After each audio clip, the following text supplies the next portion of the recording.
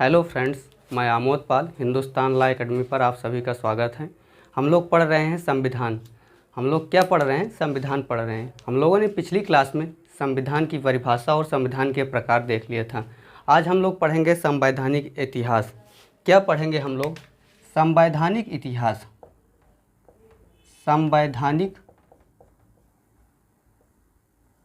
संवैधानिक इतिहास। आइए आज हम लोग देखते हैं कि संवैधानिक इतिहास में क्या पढ़ना है।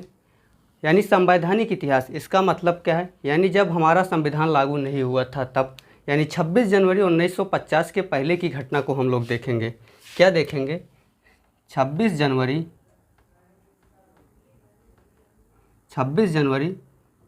1950 के पहले की घटना को। यानी जब हमारा संविधान नहीं लागू हुआ था तब भारत की शासन व्यवस्था को कैसे संचालित किया जाता था, हम लोग इसको समझेंगे और पढ़ेंगे। इसमें हम लोग सबसे पहले देखेंगे 1773 का रेगुलेटिंग एक्ट। क्या देखेंगे? 1773 का रेगुलेटिंग एक्ट। 1773 का रेगुलेटिंग एक्ट।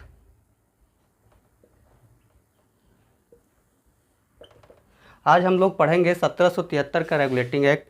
यानी आज हम लोग ये भी समझेंगे रेगुलेटिंग एक्ट और चार्टर एक्ट में क्या अंतर है।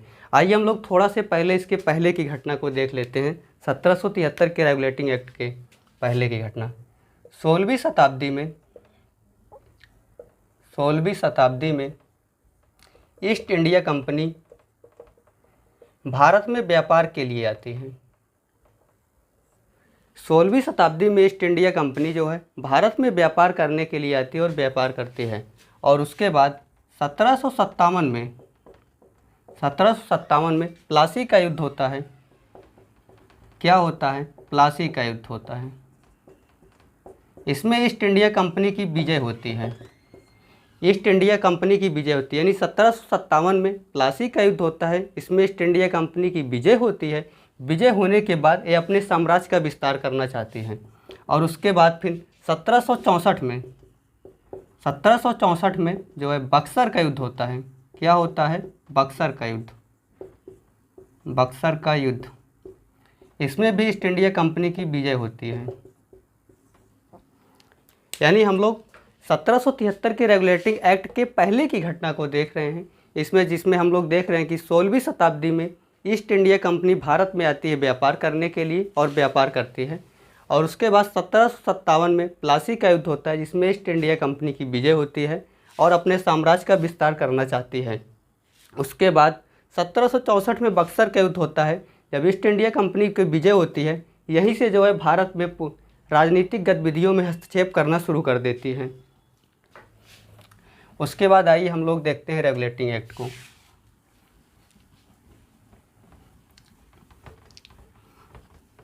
हम लोग रेगुलेटिंग एक्ट को पढ़ने से पहले थोड़ा इससे पहले की घटना को देखा। क्या देखा?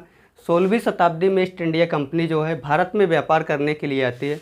उसके बाद 1757 में प्लासी का युद्ध होता है जिसमें ईस्ट इंडिया कंपनी की विजय होती है। और उसके बाद 1764 में जो है बक्सर का युद्ध होता है, ईस्ट इंडिया कंपनी की विजय होती है। उसके बाद ही जो है ईस्ट इंडिया कंपनी यानी जो है भारत में राजनीतिक गतिविधियों में हस्तक्षेप करना शुरू कर देती है। उसके बाद फिर रेगुलेटिंग एक्ट आता है।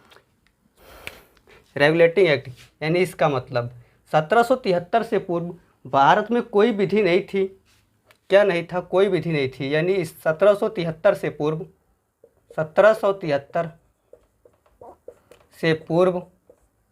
ऐसी कोई विधि नहीं थी। ऐसी कोई विधि नहीं थी जिससे भारत की शासन व्यवस्था को संचालित किया जाता हो। जिससे भारत की शासन व्यवस्था को संचालित किया जाता हो। हम लोग क्या देख रहे हैं? 1773 का रेगुलेटिंग एक्ट देख रहे हैं। यानी जो 1773 का रेगुलेटिंग एक्ट आया, क्यों लाया गया? क्योंकि इसलिए लाया गया कि 1773 से पूर्व ऐसी कोई विधि नहीं थी। क्या नहीं था? ऐसी कोई विधि नहीं थी जिससे भारत की शासन व्यवस्था को संचालित किया जाता हो। आइए हम लोग देखते हैं 1773 के अधिनियम में क्या प्रावधान था।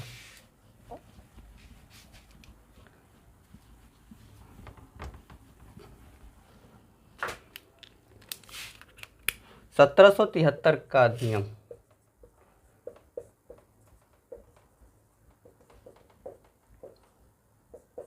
का अधिनियम, इसमें क्या किया गया, जो भारत की शासन व्यवस्था थी, क्या थी, भारत की शासन व्यवस्था को, भारत की शासन व्यवस्था को,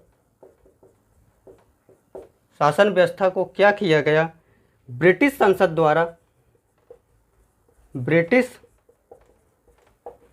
संसद द्वारा पहली बार नियमित किया गया, पहली बार नियमित किया गया, नियमित किया गया। इसीलिए इसे रेगुलेटिंग एक्ट कहते हैं, रेगुलेटिंग एक्ट कहते हैं। यानी जो 1773 का अधिनियम था, इसी के तहत भारत की शासन व्यवस्था को ब्रिटिश संसद द्वारा पहली बार जो है, ब्रिटिश संसद द्वारा पहली बार नियमित किया गया। इसीलिए इसे क्या कहते हैं, रेगुलेटिंग एक्ट कहते हैं। हम लोग क्या देखा, 1773 का रेगुलेटिंग एक्ट देखा। यानी 1773 के अधिनियम के तहत जो है भारत की शासन व्यवस्था को ब्रिटिश संसद द्वारा पहली बार नियमित किया गया। आइए इसके बाद हम लोग इसकी विशेषताएं देख लेते हैं। विशेषताएं क्या हैं 1773 के रेगुलेटिंग एक्ट की, हम लोग क्या देखेंगे, इसकी विशेषताएं देखेंगे। विशेषताएं, आइए हम लोग विशेषताएं में देखते हैं। ब्रिटिश संसद द्वारा क्या किया गया, ब्रिटिश संसद द्वारा, ब्रिटिश संसद द्वारा भारत की राजनीतिक व्यवस्था को, भारत की शासन व्यवस्था को, शासन व्यवस्था को पहली बार संचालित किया गया, पहली बार संचालित किया गया। हम लोग विशेषताएं देख रहे हैं। इसी विशेषताएं में क्या देखा, ब्रिटिश संसद द्वारा भारत की शासन व्यवस्था या राजनीतिक व्यवस्था को पहली बार संचालित किया गया। आइए उसके बाद हम लोग दूसरी विशेषताएं देखते हैं। इसमें क्या किया गया, जो भारत में क्या किया गया, भारत में पहली बार गवर्नर जनरल का पद सृजित किया गया, पद सृजित किया गया। क्या किया गया, भारत में पहली बार जो है गवर्नर जनरल का पद सृजित किया गया। क्या किया गया, भारत में जो है पहली बार गवर्नर जनरल का पद सृजित किया गया, न कि पूरे भारत में। और उसके बाद इसका मतलब, भारत में का मतलब क्या हुआ, यानी जो बंगाल का गवर्नर था, बंगाल का जो गवर्नर था, इसी को गवर्नर जनरल बना दिया गया, गवर्नर जनरल बना दिया गया। और उसके बाद क्या किया गया, बम्बई और मद्रास, बम्बई और मद्रास में गवर्नर का पद सृजित किया गया, गवर्नर का पद सृजित किया गया। क्या किया गया, भारत में पहली बार जो है गवर्नर जनरल का पद सृजित किया गया, न कि पूरे भारत में। यानी जो बंगाल का गवर्नर था उसे बंगाल का गवर्नर जनरल कहा जाने लगा, और जो बम्बई और मद्रास जो प्रेसिडेंसी थी उस वहाँ पर गवर्नर का पद सृजित किया गया। और जो बम्बई और मद्रास के जो गवर्नर था, इसको बंगाल के गवर्नर जनरल के अधीन कर दिया गया। क्या किया गया, बंगाल के गवर्नर जनरल के अधीन कर दिया गया, अधीन कर दिया गया। क्या कर दिया गया, जो बम्बई और मद्रास का गवर्नर था इसको बंगाल के गवर्नर जनरल के अधीन कर दिया गया। आइए इसके बाद हम लोग अगली विशेषताएं देखते हैं। अगली विशेषताएं में जो है इस 1773 के रेगुलेटिंग एक्ट के तहत कलकत्ता में सर्वोच्च न्यायालय की स्थापना का प्रावधान किया गया। क्या किया गया, कलकत्ता में सर्वोच्च न्यायालय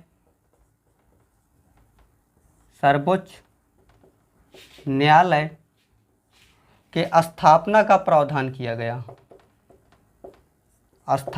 प्रावधान किया गया। क्या किया गया, कलकत्ता में जो है सर्वोच्च न्यायालय के स्थापना का प्रावधान किया गया और इसे स्थापित किया गया 1774 में। और इसके जो है मुख्य चीफ जस्टिस यानी जो CJI थे लॉर्ड एलिजा इम्पे थे। कौन थे, लॉर्ड एलिजा इम्पे। हम लोगों ने 1773 के रेगुलेटिंग एक्ट की विशेषताएं देख रहे थे।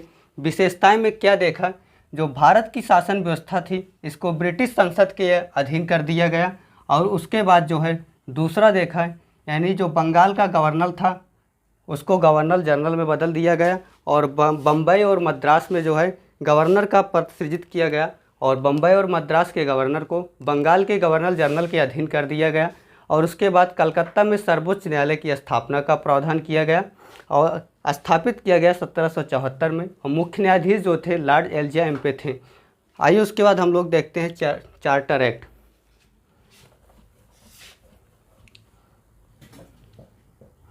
हम लोग इसके बाद क्या पढ़ते हैं, चार्टर एक्ट।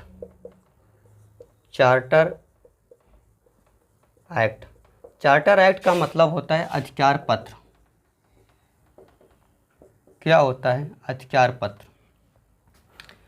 यानी जो 1773 का रेगुलेटिंग एक्ट आया उसके बाद 20 साल बाद, कितने साल बाद, 20 साल बाद 1793 में चार्टर एक्ट आता है। क्या आता है, चार्टर एक्ट। उसके फिर 20 साल बाद 1813 में अगला चार्टर एक्ट आता है। फिर 1833 में अगला चार्टर एक्ट आएगा। फिर उसके बाद 1853 में चार्टर एक्ट आएगा और ये अंतिम चार्टर एक्ट होता है। जो चार्टर एक्ट होता है, चार्टर एक्ट यानी अधिकार पत्र, इसका मतलब होता है कि भारत में जो है 20 सालों के लिए, भारत में 20 सालों के लिए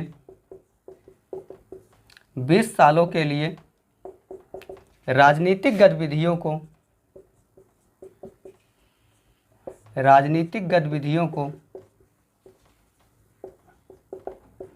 संचालित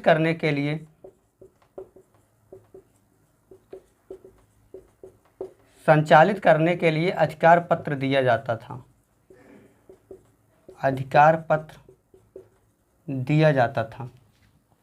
हम लोग क्या देख रहे हैं, चार्टर एक्ट देख रहे हैं। चार्टर एक्ट का मतलब होता है अधिकार पत्र। इसके तहत जो है भारत में 20 सालों के लिए राजनीतिक गतिविधियों को संचालित करने के लिए एक अधिकार पत्र दिया जाता था। इसी के तहत भारत में जो है राजनीतिक गतिविधियों को संचालित किया जाता था। यानी हम लोगों ने क्या देखा, 1773 का रेगुलेटिंग एक्ट देखा। उसके बाद चार्टर एक्ट देखते हैं, 1793 का चार्टर एक्ट, 1813 का चार्टर एक्ट, 1833 का चार्टर एक्ट और 1853 का चार्टर एक्ट। इसमें सीधा सा बस एक ही मतलब होता है कि 20 सालों के लिए राजनीतिक गतिविधियों को संचालित करने के लिए एक अधिकार पत्र दिया जाता है। आइए इसके बाद हम लोग थोड़ा से इसमें चार्टर एक्ट में 1833 का चार्टर एक्ट देखते हैं, इसमें क्या किया जाता है।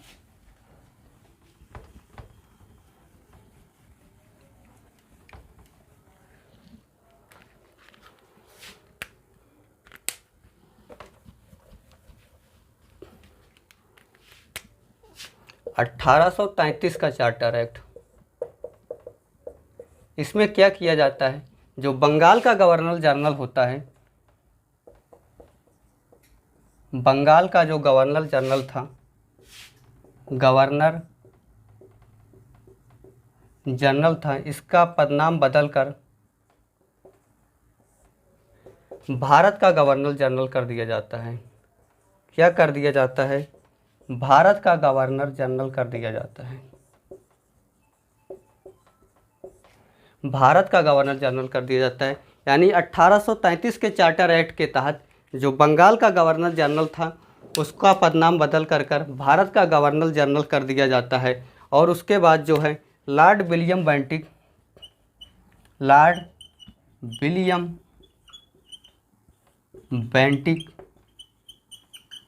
ये प्रथम गवर्नर जनरल होते हैं, ये भारत के प्रथम गवर्नर जनरल होते हैं। आइए उसके बाद हम लोग थोड़ा से 1853 का चार्टर एक्ट देखते हैं। क्या देखेंगे, 1853 का चार्टर एक्ट।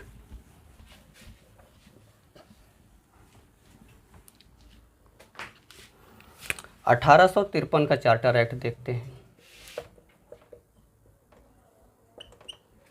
यह अंतिम चार्टर एक्ट होता है। जो 1853 का चार्टर एक्ट है यह अंतिम चार्टर एक्ट होता है। इसके तहत जो है ईस्ट इंडिया कंपनी जो होती है इसको जो है निश्चित अवधि तक राजनीतिक गतिविधियों को संचालित करने के लिए अवसर नहीं दिया जाता है और 20 वर्षों का अवधि का उल्लेख नहीं होता है।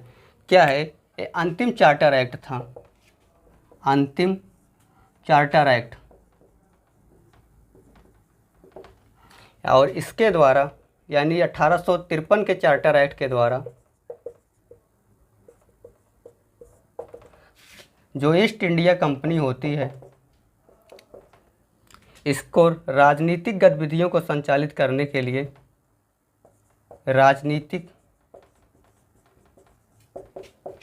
गतिविधियों को संचालित करने के लिए राजनीतिक गतिविधियों को संचालित करने के लिए अवसर नहीं दिया जाता है। क्या नहीं दिया जाता है, अवसर नहीं दिया जाता है।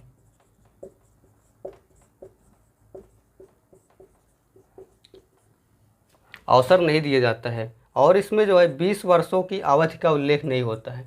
20 वर्षों की अवधि का उल्लेख नहीं।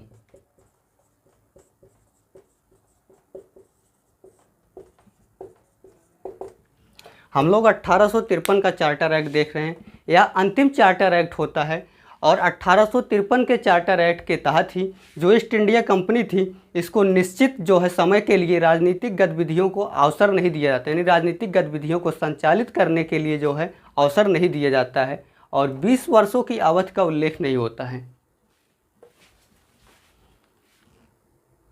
आइए हम लोग देखते हैं 1858 का भारत शासन अधिनियम। क्या देखेंगे, 1858 का भारत शासन अधिनियम। भारत शासन अधिनियम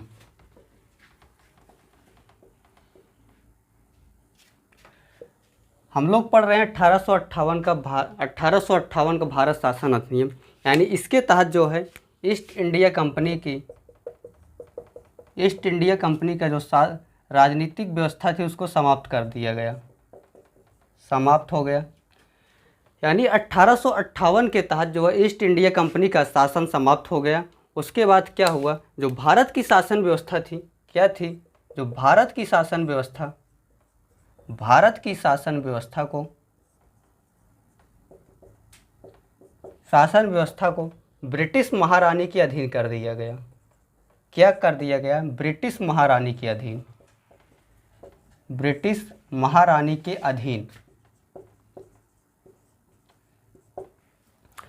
1858 के भारत शासन अधिनियम के तहत ईस्ट इंडिया कंपनी का शासन समाप्त कर दिया गया और भारत की शासन व्यवस्था को ब्रिटिश की महारानी के अधीन कर दिया गया।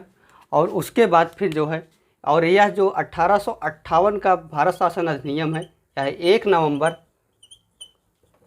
1858 को लागू होता है। कब लागू होता है, 1 नवंबर 1858 को लागू होता है।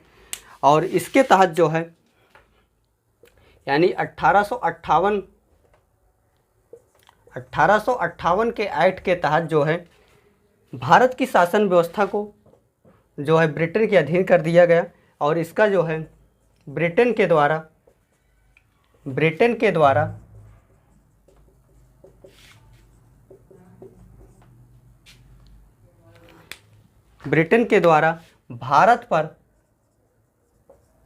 भारत पर सीधा या प्रत्यक्ष नियंत्रण हो गया, प्रत्यक्ष नियंत्रण।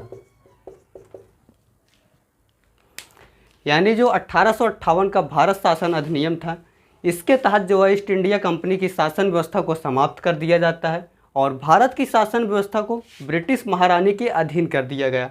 और यह जो है लागू कब होता है, 1 नवंबर 1858 को लागू होता है। और इस एक्ट के तहत जो है ब्रिटेन के द्वारा भारत पर यानी सीधा या प्रत्यक्ष नियंत्रण हो जाता है। और उसके बाद जो है इस रूल को क्या कहते हैं, यानी जो भारत शासन अधिनियम है इसको कहते हैं act for better government of India. क्या बोलते हैं, act for better government, better government of India. यानी जो 1858 का भारत शासन अधिनियम था, इसका नाम था ही, इस रूल का नाम ही था act for better government of India. यानी हम भारत को अच्छी से अच्छी शासन व्यवस्था देंगे, इसका मतलब यही था। हम लोगों ने देख लिया 1858 का भारत शासन अधिनियम। और 1858 के भारत शासन अधिनियम के तहत जो भारत का गवर्नर जनरल था, उसका पदनाम बदल करके वायसराय कर दिया जाता है। क्या किया जाता है, जो भारत का गवर्नर जनरल होता है, जो भारत का गवर्नर जनरल था, इसका पदनाम बदलकर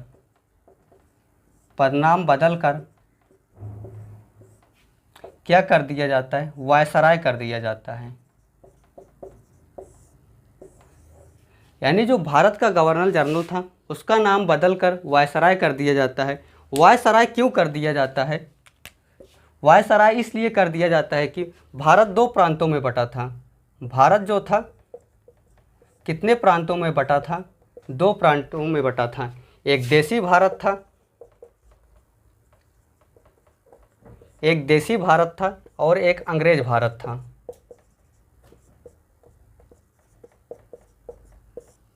जो देसी भारत थे, जो देसी भारत के लोग थे, एक गवर्नर जनरल से नाराज़ थे, गवर्नर जनरल से नाराज़ थे।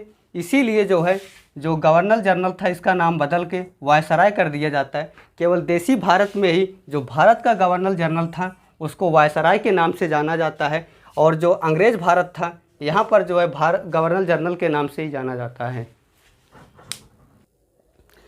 1858 के ही शासन अधिनियम के तहत 1858 के ही शासन अधिनियम के तहत जो है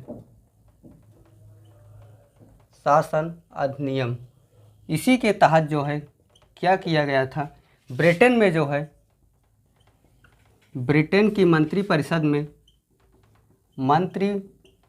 में भारत सचिव का पद इजाद किया गया। क्या किया गया, भारत सचिव का पद सृजित किया गया। 1858 शासन अधिनियम के तहत ही ब्रिटेन की जो मंत्रिपरिषद थी, वहाँ पर भारत सचिव का पद सृजित किया गया। आइए उसके बाद हम लोग देखते हैं 1909 के मार्ले मिंटो अधिनियम को।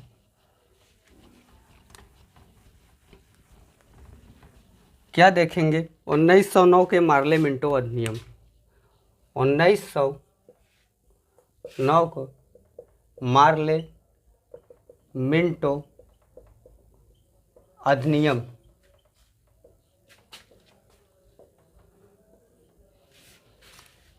उन्नीस सौ नौ के मार्ले मिंटो अधिनियम को ही भारतीय परिषद अधिनियम भी बोलते हैं। भारतीय परिषद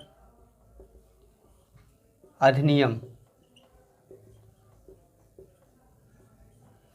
यानी 1909 के जो मार्ले मिंटो अधिनियम था, उसी को ही भारतीय परिषद अधिनियम ही बोलते हैं। जो मार्ले जो था, इसमें जो मार्ले था ये भारत सचिव था। क्या था, भारत सचिव। और जो मिंटो था ये गवर्नर जनरल था। मिंटो क्या था, गवर्नर जनरल था। 1909 को मार्ले मिंटो अधिनियम हम लोग देखते हैं। और जो मार्ले था ये भारत सचिव था, जो मिंटो था ये गवर्नर जनरल था।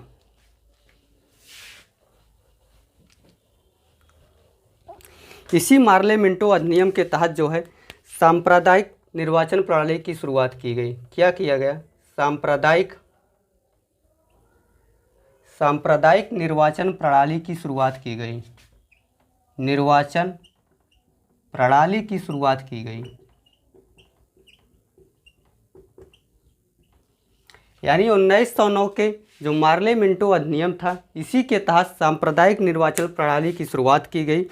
और सांप्रदायिक निर्वाचन प्रणाली का मतलब क्या होता है?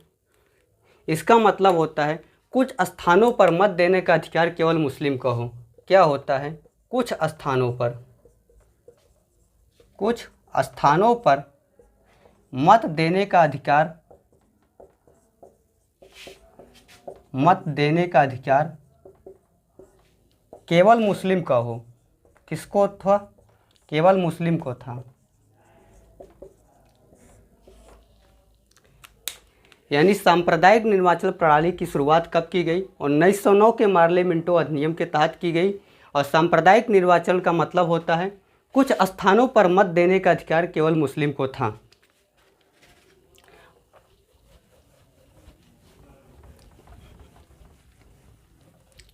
और उसके बाद जो है मिंटो जो थे, इनको जो है सांप्रदायिक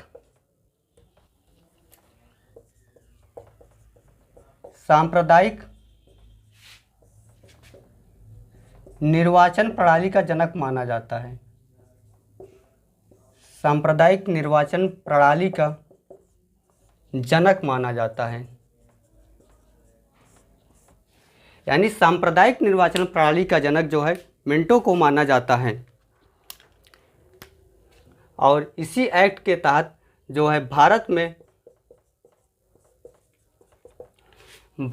जो है सांप्रदायिक निर्वाचन प्रणाली की वैधानिक शुरुआत की हुई। तो सांप्रदायिक निर्वाचन प्रणाली थी, सांप्रदायिक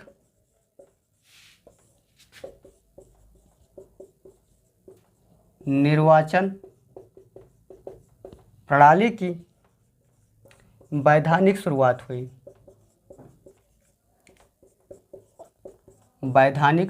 हुई। जो मिंटो जो थे, इनको जो है सांप्रदायिकता का जनक या सांप्रदायिक निर्वाचन प्रणाली का जनक माना जाता है।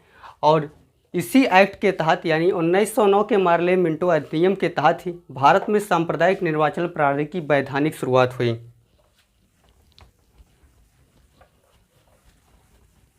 और इसी एक्ट को के.एम. मुंशी ने क्या कहा? 1909 के एक्ट को ही के.एम.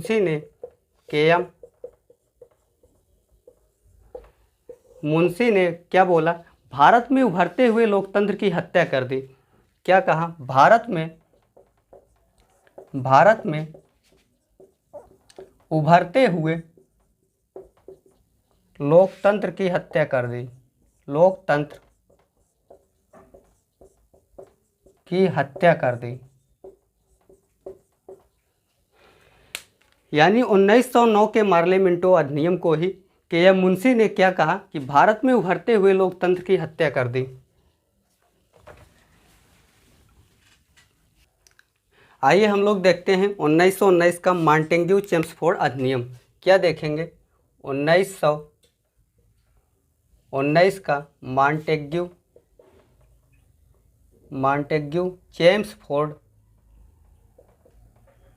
चेम्सफोर्ड अधिनियम। इसी को भारत शासन अधिनियम बोलते हैं। क्या बोलते हैं? भारत शासन अधिनियम।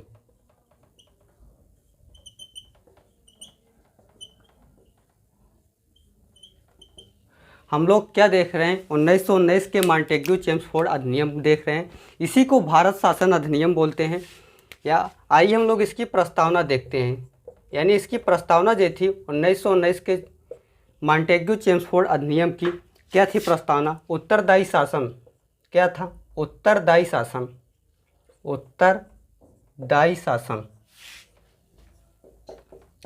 इसकी प्रस्तावना जो थी उत्तरदायी शासन था।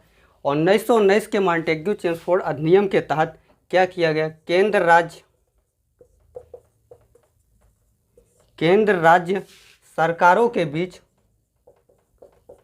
केंद्र राज्य सरकारों के बीच कार्यों का बंटवारा किया गया। कार्यों का बंटवारा किया गया। क्या किया गया? बंटवारा किया गया। और महिलाओं को मत देने का अधिकार दिया गया। महिलाओं को मत देने का अधिकार। मत देने का अधिकार।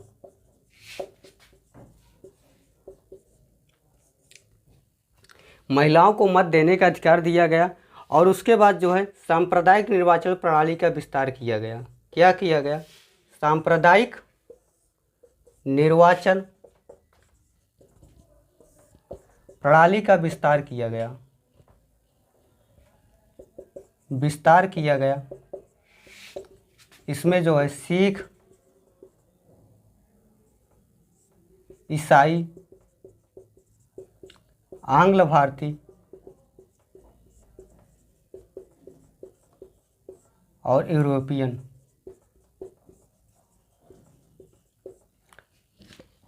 हम लोग क्या देख रहे हैं? 1919 का मॉन्टेग्यू चेम्सफोर्ड अधिनियम देख रहे हैं। इसकी जो प्रस्तावना थी उत्तरदायी शासन था। इसी के तहत केंद्र राज्य सरकारों के बीच जो कार्य होते थे उनके कार्यों का बंटवारा किया गया और महिलाओं को मत देने का अधिकार दिया गया। और इसी में जो है सांप्रदायिक निर्वाचन प्रणाली का विस्तार किया गया। इसमें क्या विस्तार किया गया? सांप्रदायिक में सिख, ईसाई और आंग्ल भारतीय यूरोपियन का भी विस्तार किया गया। आइए उसके बाद कुछ थोड़ा से आगे इसमें प्रावधान देखते हैं क्या था।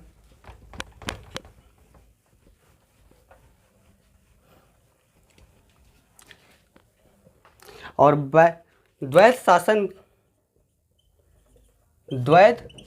व्यवस्था की शुरुआत की गई। द्वैध शासन व्यवस्था की शुरुआत की गई। शुरुआत की गई प्रांतों के लिए। ये किसके लिए थी? प्रांतों के लिए थी। यानी जो है भारत में पहली बार द्वैध शासन व्यवस्था की शुरुआत की गई, प्रांतों के लिए की गई। और उसके बाद द्वैध शासन के यानी इसमें जो गवर्नर जनरल था, जो गवर्नर जनरल था, इसके अधीन गवर्नर हुआ करते थे। गवर्नर जो है दो काम करते थे। कितने काम करते थे? दो काम। एक आरक्षित और एक हस्तांतरित। कितने काम करते थे? दो काम करते थे, एक आरक्षित और हस्तांतरित। यानी 1900 के मॉन्टेग्यू चेम्सफोर्ड अधिनियम के तहत ही द्वैध शासन व्यवस्था की शुरुआत की गई भारत में पहली बार। इसी के तहत जो गवर्नर जनरल था इसके अधीन गवर्नर होते थे। गवर्नर दो काम करते थे, आरक्षित और हस्तांतरित काम करते थे। और इसी अधिनियम के तहत पहली बार लोक सेवा आयोग का गठन किया गया। क्या किया गया? लोक सेवा आयोग का गठन किया गया। लोक सेवा आयोग का गठन पहली बार हुआ। पहली बार।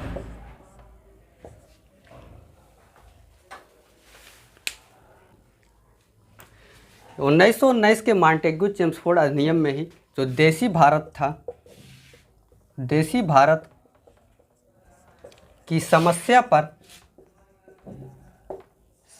पर विचार करने हेतु